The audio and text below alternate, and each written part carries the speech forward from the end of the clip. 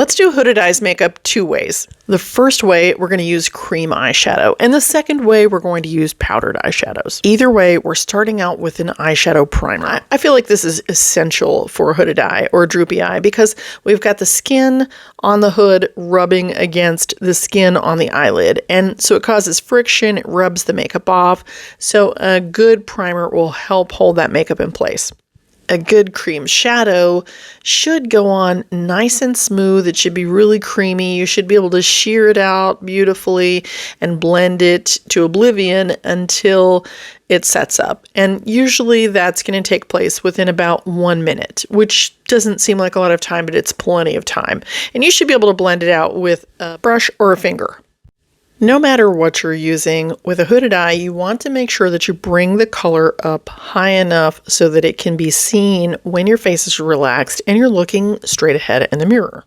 And the idea here is to create a contour for our eye shape. And with that hooded eye like mine, you've actually got a lot of flesh that looks like it's sitting right on top of the eye. So we've got to create a contour that makes it look like part of that flesh is receding. And really, that's the main job of the eyeshadow for hooded eyes, is to create a contour. For purposes of this video only, I'm only doing one eye because I want you to see constantly the difference between the one and the other. Now, there's nothing wrong with the eye that doesn't have the makeup on. It's just as pretty as the other one, but we're talking about creating a contour, and I want you to see that. I've decided to go ahead and jump the gun and add my concealer in here, and that's going to brighten up that inner eye, and it's also going to help me clean up the little bits that aren't just perfect. Ways that cream makeup can go wrong. The first way is really simple: when an eye primer is not worn underneath.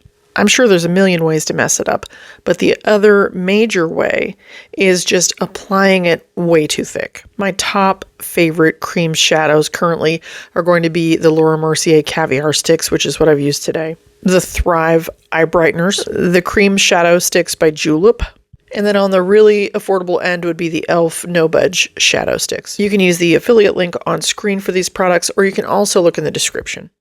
Earlier, I used a matte shadow in the color Cocoa, and now I'm using the color Rose Gold, and it's got a little bit of a shimmer in it, just to give a little sparkle to my eyes. I'm going to focus that little sparkle right on my movable lid, because that is where I need the most attention.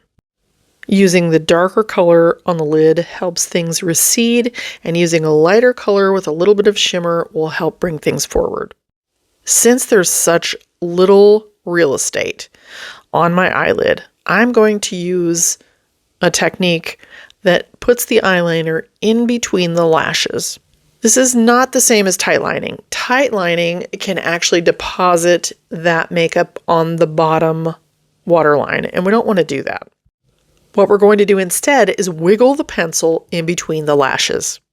Or if it's easier, you can blink through and make little tiny strokes in between the lashes. This is going to allow you to have eyeliner with your hooded eye without it getting all over the rest of your makeup. I hope you're enjoying this video so far. If you are, definitely leave me a comment and let me know. All right, now we've got a beautiful eyeliner. But for those who want a little bit more, let's take this a step farther. Grab your liquid eyeliner pens, ladies, because this is going to get good.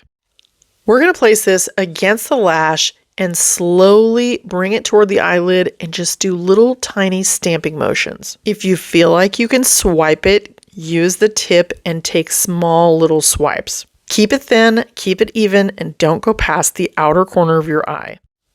Now, before we put lashes on, let's take a good look at this. We've got our contour receded. The eye is framed with eyeliner, and the movable eyelid has not completely disappeared.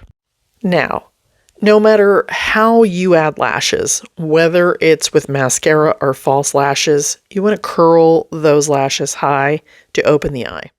I am going to use a couple of these Ardell Underlash Wispies. I find them incredibly easy to use, and they're very lightweight. If you can apply mascara, I believe you can apply these lashes. And now the lashes give us that last bit of lift. Let's move on to the second eye. This time we've already got the eye primer on, and we're using what is a nude color for me under the brow and then just right on the inner eye.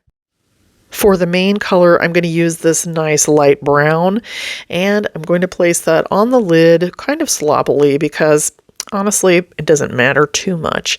And then again, we're going to bring this color up as high as we need to so that it can be seen. With hooded eyes, when you're doing your makeup, just make sure that you take a look in the mirror now and then and see if the makeup is up high enough or even too high, and then make adjustments. Today, we're primarily focused on doing a round eye look. A round eye look on a hooded eye can be really gorgeous because it gives you a lot of lift in the center, but it doesn't drag the outer side down. If you took an oval, turned it long ways, and put it right over top of your eyeball, that is the shape that we're going for. To clarify, it's really half of the oval on top of your eye. So anyway, that's what we're doing. A nice lifted look that's not drugged down on the sides. Once you get the eyeshadow in place, where it's up high enough and everything looks pretty smooth, grab a clean brush. Or clean the one that you've got. And then go around the edges and make sure everything is nice and soft and blended. Now, say it with me, girls. The older I get, the more I have to blend. And the sooner that gets through your head, the better your eyeshadow will be. Totally unnecessary, but if you want to make your eye pop, you want to give it that extra pizzazz, go ahead and add your shimmer. Same place as we did before. This next step is totally up to you. You can underline with a little bit of soft shadow, and you can connect that outer part if you want to, but you can also leave it open. I do it both ways, and it's really pretty either way. Let's go ahead and do a little touch up with concealer, and then I'd like to read off a couple of comments that I've gotten on recent videos. You may laugh or cry, so you might want to grab a box of Kleenex. This first comment is by Audacious Red. She says, "Thank you so much for all of your advice. When I was younger, I was so good at doing my makeup, but then one day I looked in the mirror and noticed my face had changed. Now I'm having such a hard time doing my makeup, but your channel has given me so much helpful advice, especially one simple eyeshadow tutorial that's been a lifesaver. I really can't thank you enough." Audacious Red, you made my day with this comment. Thank you. We've got time for one more. Okay, this one's from Lorraine, Kaizph8jm. Lorraine says, "Waste of time. We can't stay young forever." Lorraine, you got the wrong idea. We're not trying to stay young forever. We're just trying to look good while we're alive. And our last one is from Angela Harris 1112. She says, "Looks great. I was already subscribed to you, but I don't remember you. But you're full of info and instruction I need. Thanks so much." Well, thank you, Angela, and thank you all for watching this video. I certainly appreciate you. I want you to remember that the prettiest thing you can wear is self-confidence and a smile, and I'll see you in the next one. Take care now.